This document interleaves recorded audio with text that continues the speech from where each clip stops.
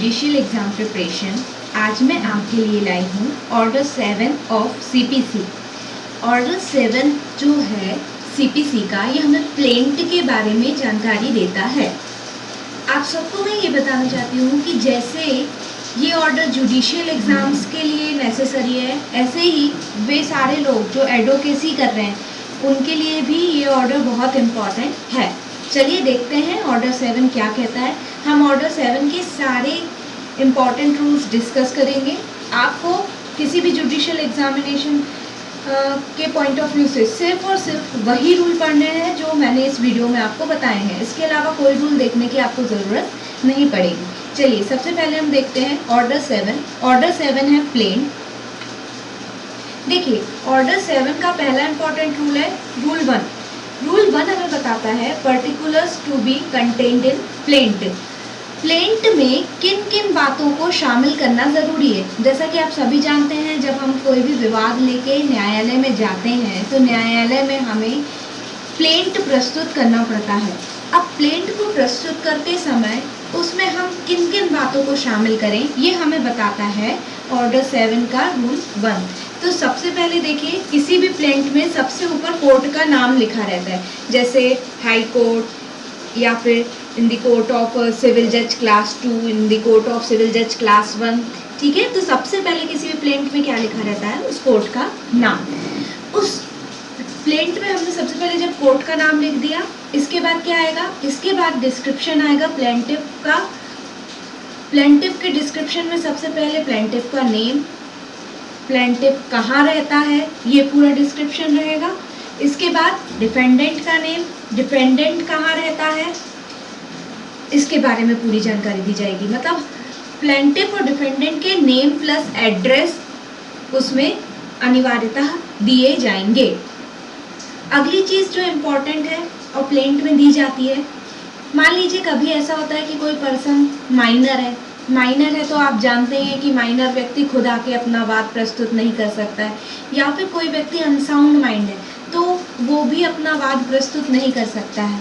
तो ऐसी स्थिति में उनके रिप्रेजेंटेटिव फाइल करेंगे, तब हमें क्या करना है, या फिर नेक्स्ट फ्रेंड फाइल करेंगे, तब हमें क्या करना है, तब हमें प्लेंट में इस बात का जिक्र करना बहुत ज़रूरी है कि प्लेंटिफ या डिफेंडेंट माइनर है या प्लेंटिफ या डिफेंडेंट अनसाउंड माइंड है।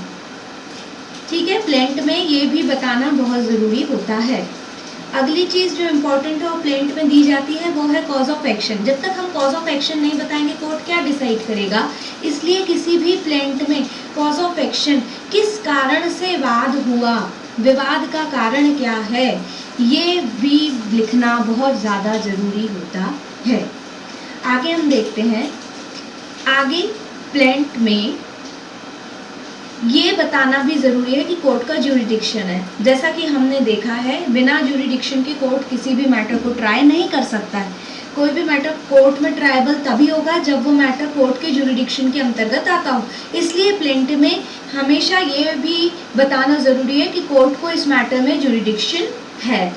ठीक है, नेक्स्ट है वो सारे रिलीफ जो प्लेंटिफ चाहता है कोर्ट से, वो भी उसको प्लेंट में लिखना ज़रूरी है। कोई भी रिलीफ यदि प्लेंट में नहीं लिखा गया है तो फिर कोर्ट उसको नहीं देता। इसलिए प्लेंटिफ के लिए ज़रूरी कि वो कोर्ट से जो जो रिलीफ चाहता है वो सारे रिलीफ्स को वो लिखकर प्लेंट में कोर्ट से डिमांड करे।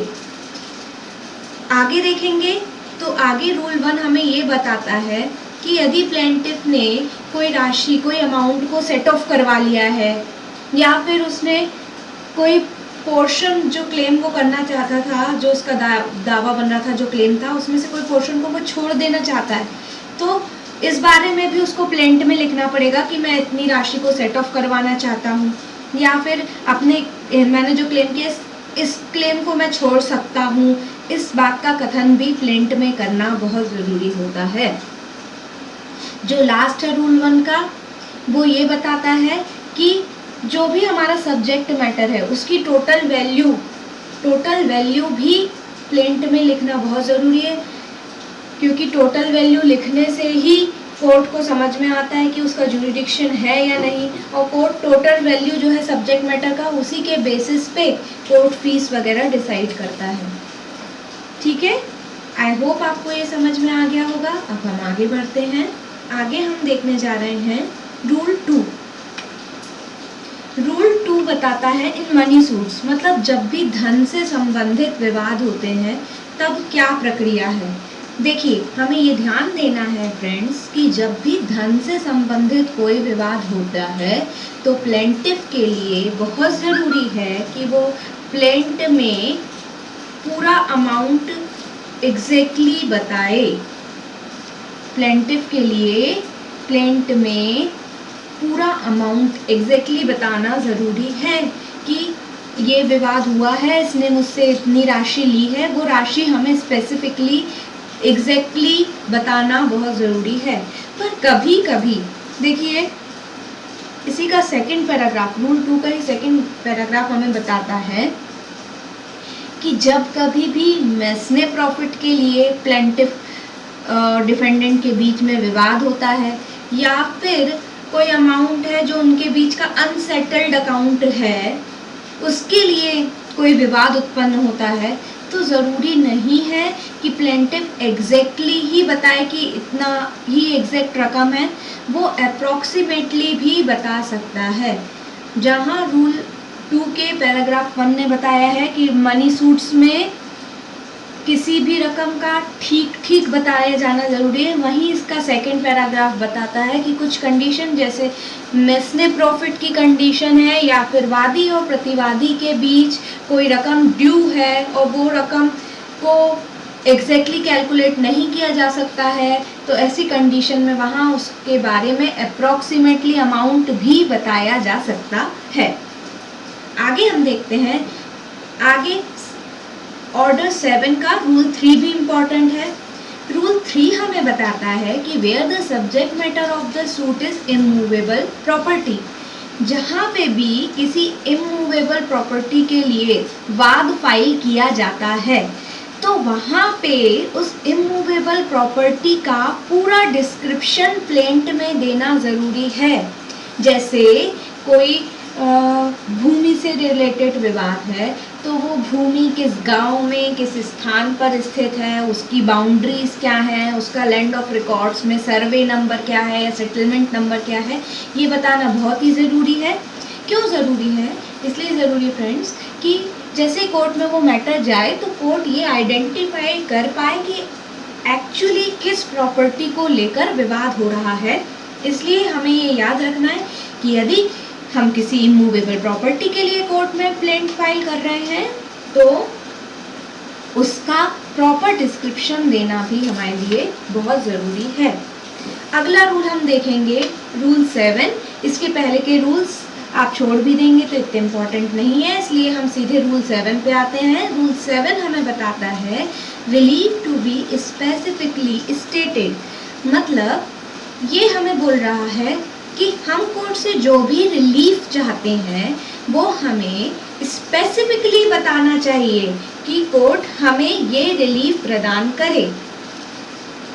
रूल 7 बोलता है कि हर प्लेंट स्पेसिफिकली कोर्ट से मतलब हर प्लेंटिफ स्पेसिफिकली प्लेंट में ये लिखेगा कि उसको कोर्ट से कौन कौन सा रिलीफ चाहिए, या फिर ये नहीं तो इसके अल्टरनेट में कौन कौन सा रिलीफ चाहिए, इस बात को हम प्लेंट में पूरी तरह से लिखेंगे।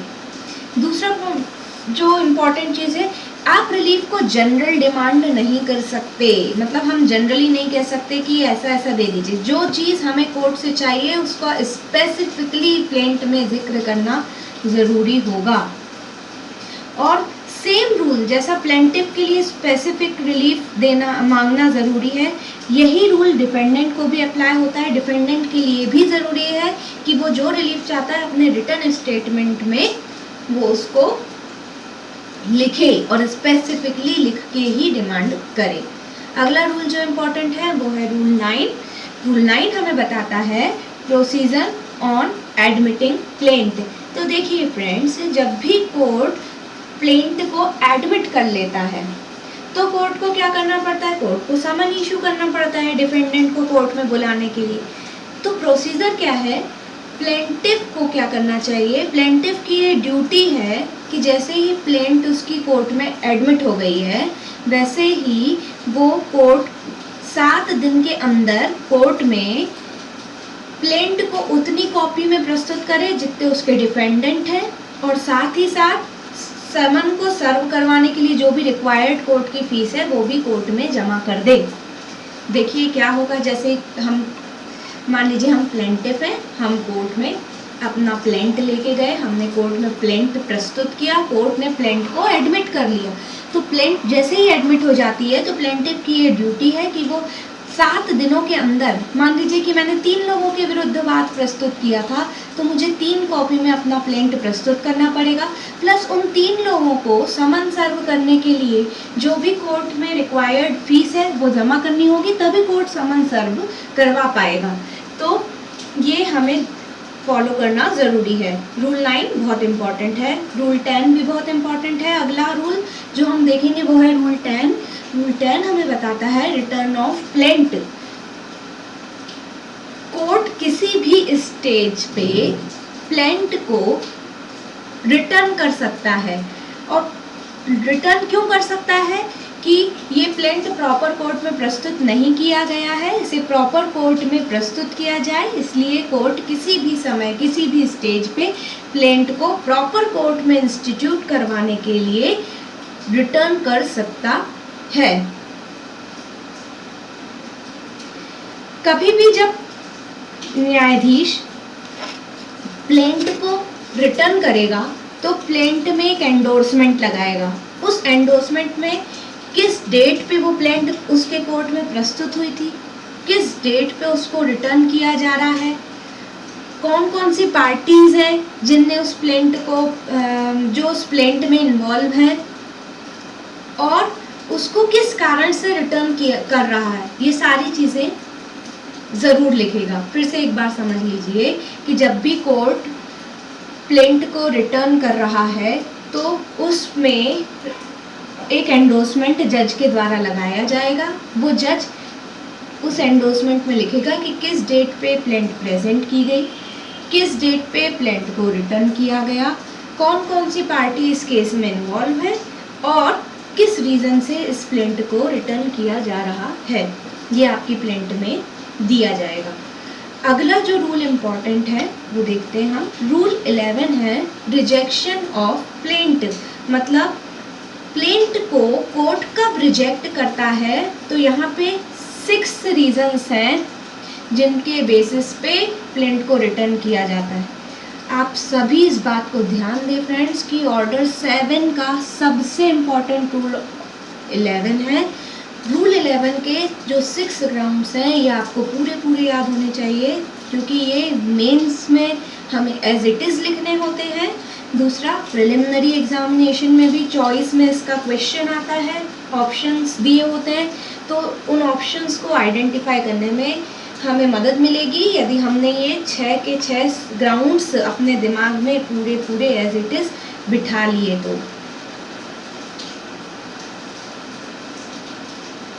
देखिए, रिजेक्शन ऑफ प्लेंट में पहला आधार क्या है, पहली क्यों प्लेंट को रिजेक्ट किया जा सकता है, तो यदि कोई भी प्लेंट कोई cause of action he disclose नहीं कर रहा है तो प्लेंट को रिजेक्ट कर दिया जाएगा।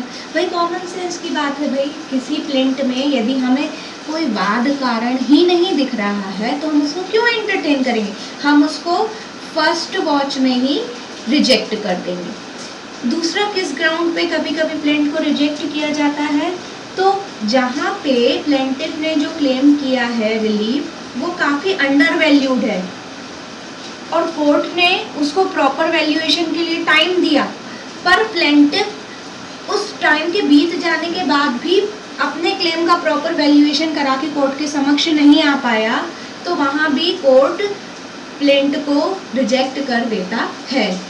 दूसरा ग्राउंड क्या था, दूसरा ग्राउंड है कि जहाँ प्लेंटिफ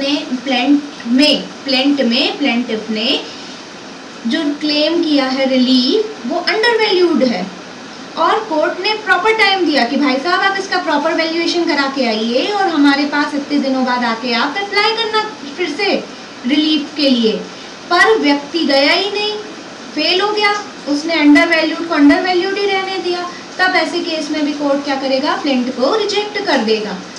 तीसरा कारण है कब हम रिजेक्ट करेंगे,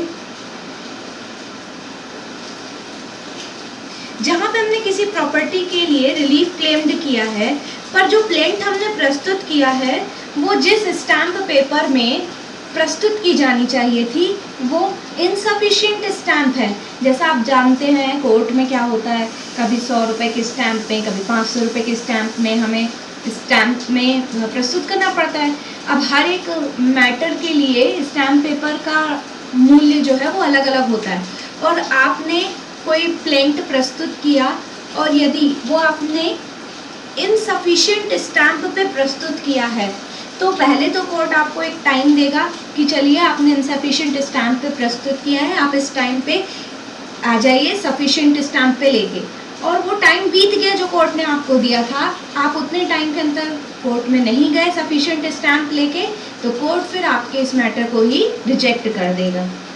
अगला जो ग्राउंड है वो ये बताता है कि जहाँ पे कोई भी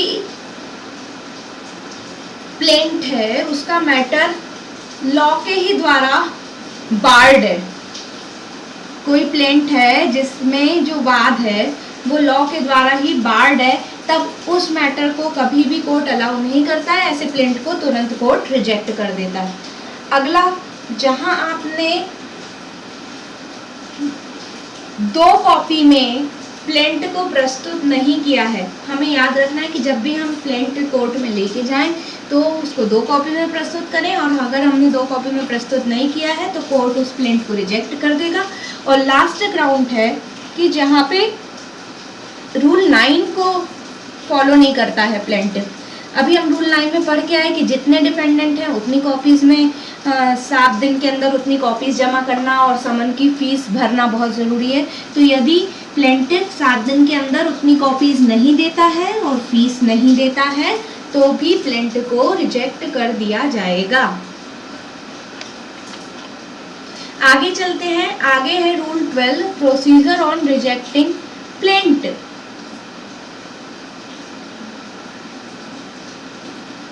अब जब भी किसी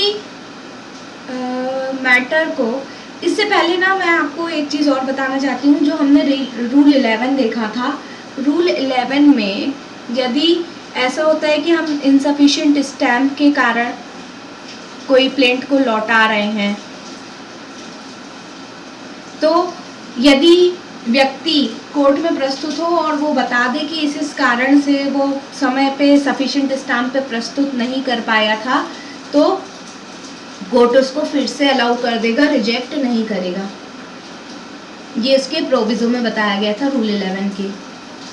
आगे है rule 12 procedure on rejecting plaint. जब भी कोर्ट किसी प्लेंट को रिजेक्ट करेगा तो जज के लिए बहुत ही इम्पॉर्टेंट है कि वो रिजेक्शन के रीज़न्स उसमें बताए। बिना रीज़न बताए कोई भी जज किसी भी प्लेंट को रिजेक्ट नहीं कर सकता है।